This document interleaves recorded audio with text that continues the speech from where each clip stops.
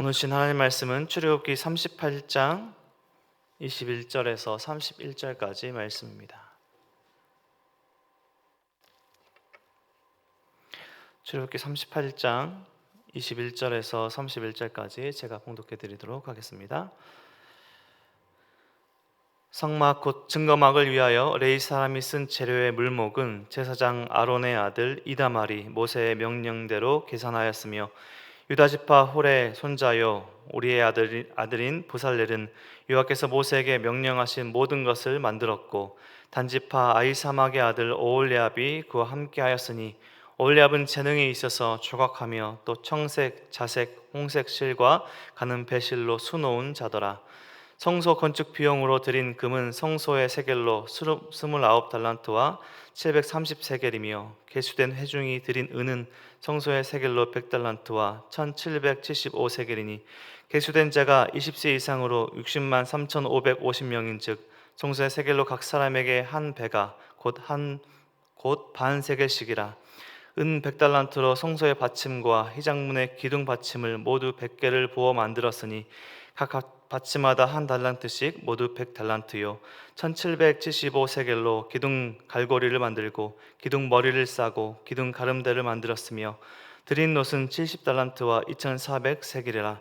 이것은 회막뭇 기둥 받침과 놋 제단과 놋 그물과 제단의 모든 기구를 만들었으며 뜰 지위의 기둥 받침과 그 휘장문의 기둥 받침이며 성막의 모든 말뚝과 뜰 주위의 모든 말뚝을 만들었더라. 아멘. 운동선수들에게 가장 필요한 지식은 자신이 하고 있는 종목에 대한 규칙들과 그 법칙들을 아는 것입니다. 아무리 신체적 조건이 좋고 모든 것들이 완벽할지라도 자신의 종목에서 아무리 탁월한 선수라 할지라도 자신이 하고 있는 종목의 규칙들을 모르면 승리할 수 없죠.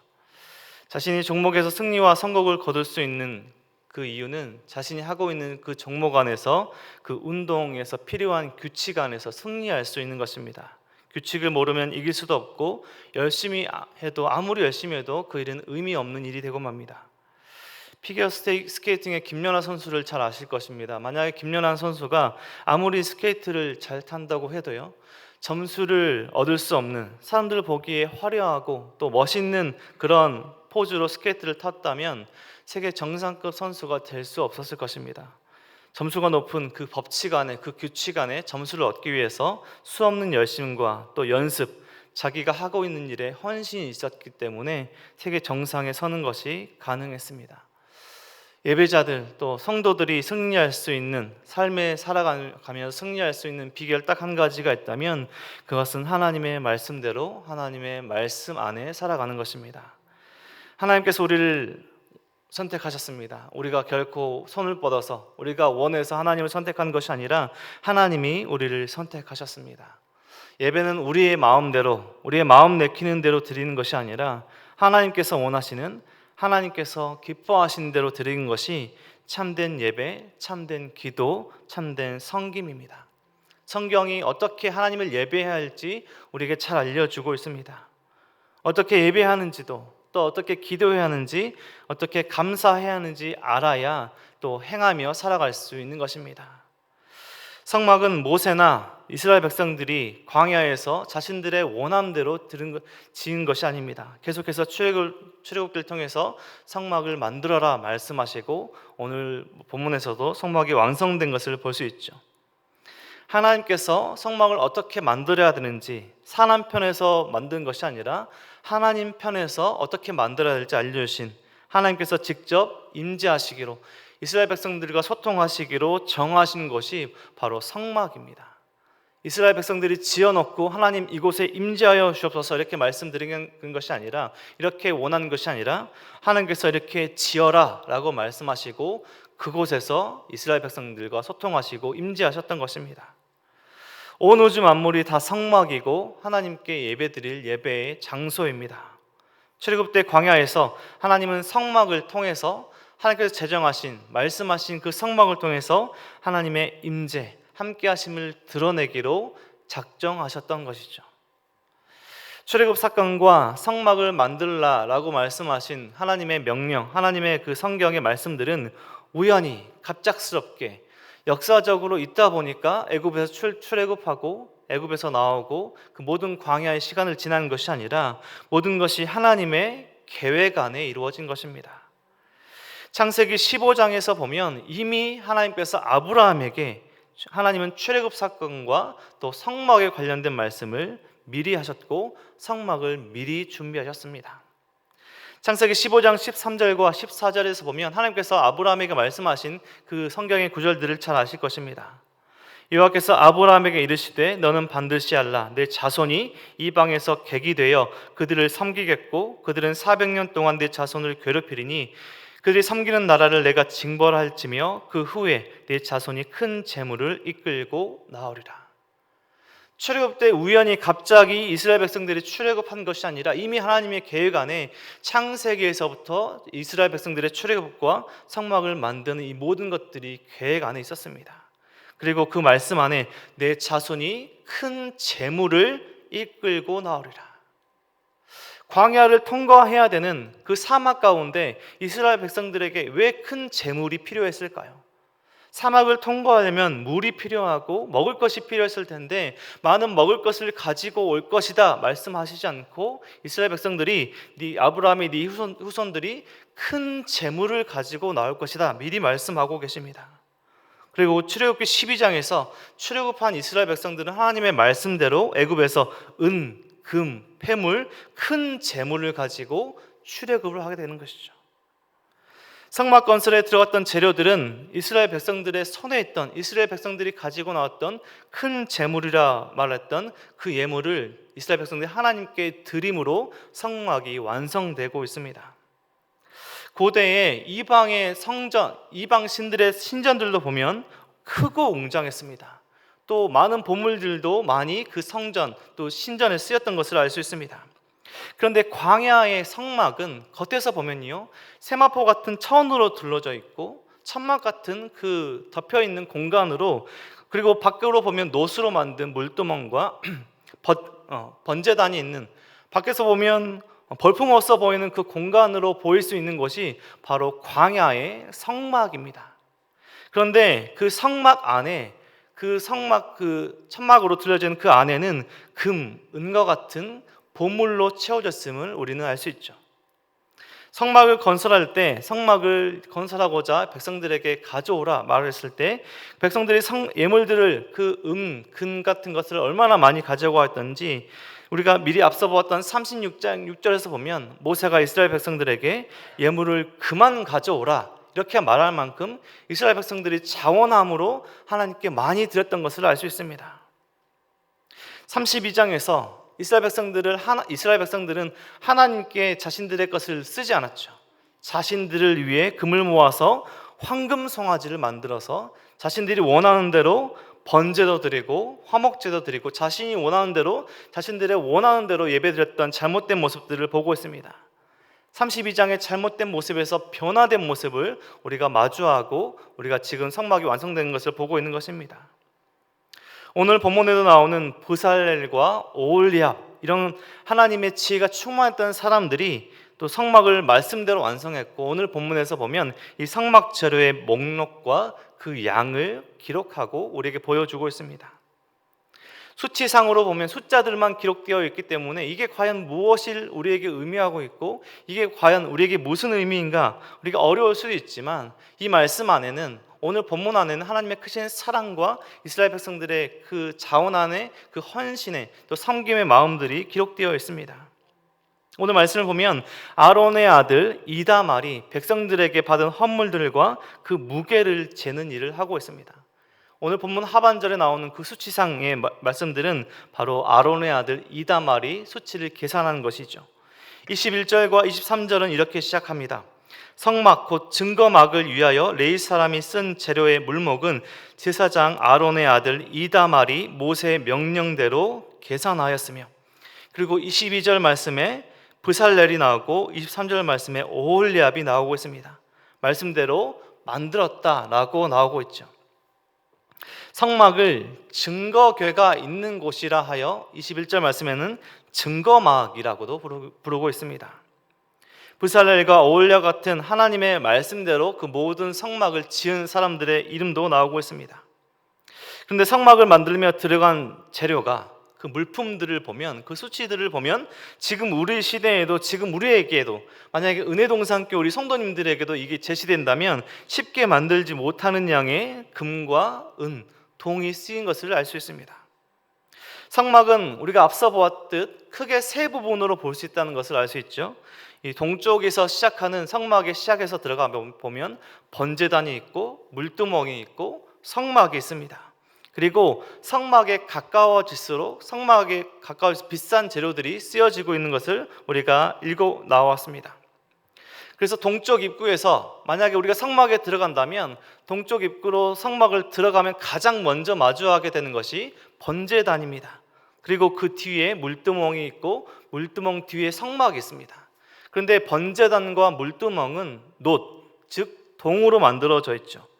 그래서 성막에 가까워질수록 그 재료들이 비싸지는 것을 알 수 있습니다.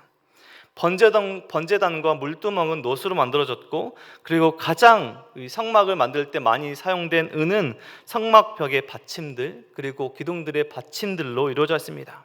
그리고 금은 성막 안에 기물들이 주로 순금, 금으로 만들어져 있죠.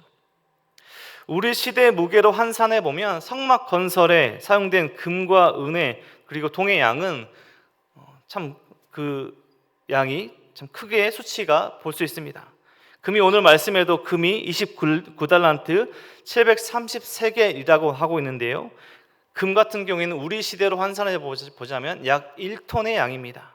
그리고 은이 100달란트 1775세겔이라고 오늘 본문에서 말씀하고 있는데요. 그것은 약 3.5톤의 양을 계산하고 있습니다. 그리고 마지막으로 동은 70달란트 2400겔이라 나오는 오늘 본문에서 나오는 그 양은 우리 시대로 환산해 보자면 약 2.4톤이라 생각해 볼 수 있습니다. 제가 간략하게 이렇게 설명해 드렸지만 우리가 쉽게 그 양을 우리가 만들 수 없는, 우리가 쉽게 구할 수 없는 재료임을 우리가 알 수 있죠. 광야에 임시적으로 세워진 이 공간에 하나님의 영광을 위해서 이런 재료들로 성막이 완성되었습니다.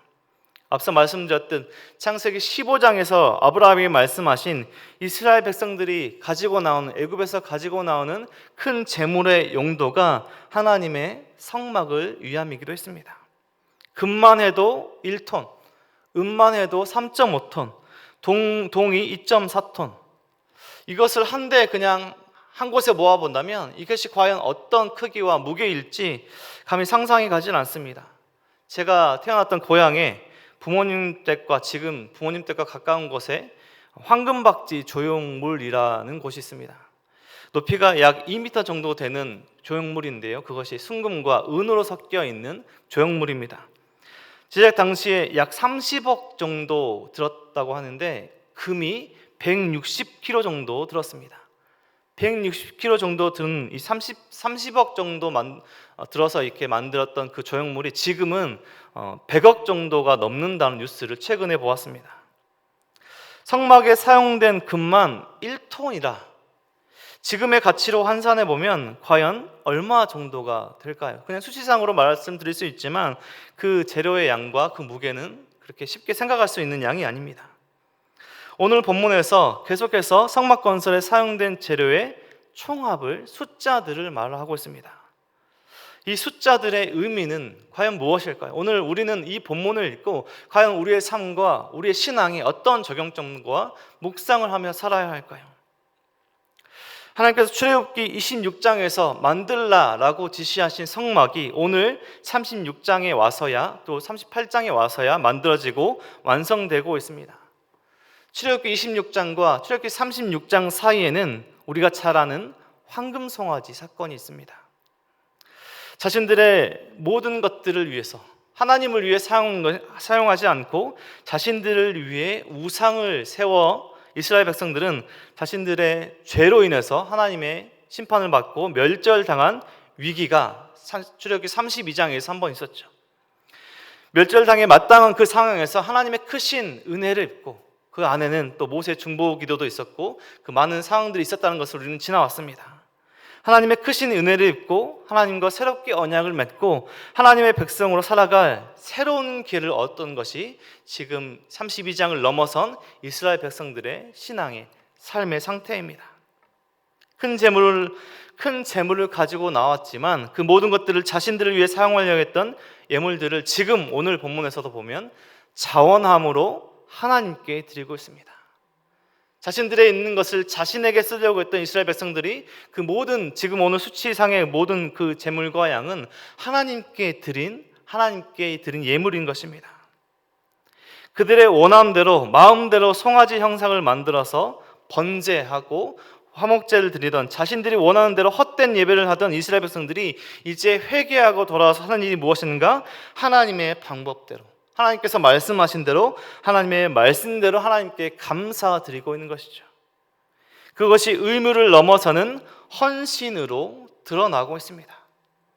단순히 오늘 본문의 숫자들, 그 문동, 백성들이 그 예물들의 그 무게는 많고 적음을 보는 것이 아니라요, 하나님의 은혜를 직접 경험한 이스라엘 백성들이 출애굽기 36장 3절 말씀처럼 자원함으로 기꺼이 하나님께 자신들의 것을 드린 이스라엘 백성들의 의무를 넘어서는 감사, 의무를 넘어서는 헌신의 기록입니다.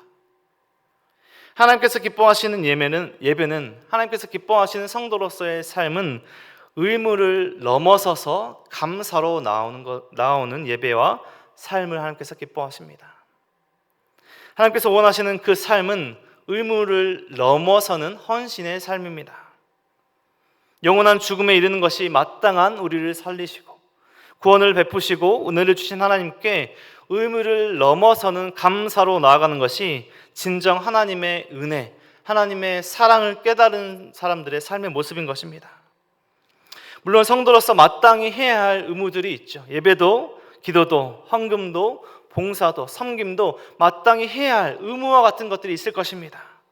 하지만 교회가 교회다워지는 것은, 성도가 성도다워지는 것은 그 모든 일을 의무를 넘어서 헌신할 때, 의무를 넘어서 섬길 때, 의무를 넘어서 사랑할 때 우리는 하나님께서 기뻐하시는 진정한 하나님의 백성으로 살아갈 수 있는 것입니다. 의무적으로 예배에 나오고 계십니까? 의무적으로 기도하고 계십니까?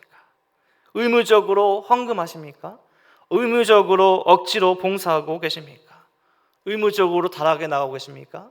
의무적으로 순장, 지역장, 장로, 권사, 집사의 직분을 의무적으로 감당하고 있습니까?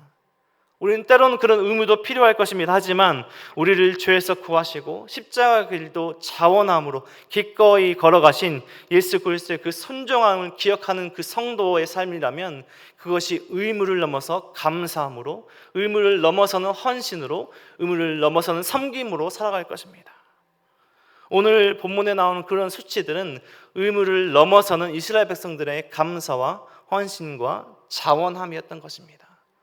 우리는 무엇을 하나님께 드릴 수 있을까요?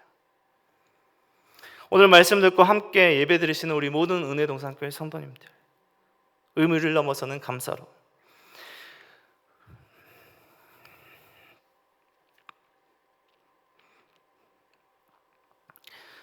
의무를 넘어서는 섬김과 헌신으로, 진정 하나님께서 기뻐하시는 자원함으로, 말씀에 순종함으로 살아가는 우리 모든 성도님들의 삶이 되시길 주님의 이름으로 간절히 축원드립니다. 기도하겠습니다.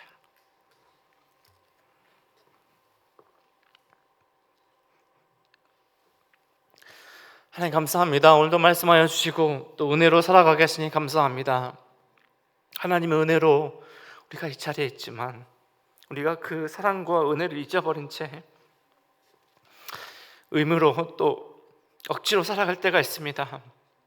우리가 주어진 삶 가운데 하나님께서 주신 그 의무를 넘어서는 감사와 의무를 넘어서는 헌신과 의무를 넘어서는 섬김으로 살아갈 수 있도록 우리 삶을 붙들어 주시고, 우리가 어디서 무엇을 하든지 하나님을 기쁘시게 하며 우리가 원하는 대로, 우리가 마음 내키는 대로 살아가는 것이 아니라 하나님께서 원하시는 그 말씀 안에 말씀으로 살아가는 우리의 삶이 될 수 있도록 인도하여 주시옵소서. 우리 가정 가운데, 우리 삶 가운데 우리가 하나님께 드리지 못하는 것이 있다면 자원함으로 기꺼이 드릴 줄 아는 우리 삶이 될 수 있도록 도와주시고, 코로나라는 이 어려운 환경 속에서 우리 성도님들 삶의 믿음 흔들리지 않고 더욱더 하나님께 자원함으로 기뻐함으로 찬양함으로 나오는 우리 삶이 될 수 있도록 우리 모든 성도님들의 삶을 붙들어 오시고 우리 성도님들 삶의 터전을 붙들어 오시고 직장과 학교와 부르신 그곳에서 하나님께 영광 올려드리는 하나님을 기쁘시게 하는 진정한 참된 성도로서의 삶을 살아갈 수 있도록 붙드시고 축복하여 주시옵소서. 모든 은혜와 사랑 감사드립니다. 우리 사랑하신 예수 그리스도 이름으로 기도드립니다. 아멘.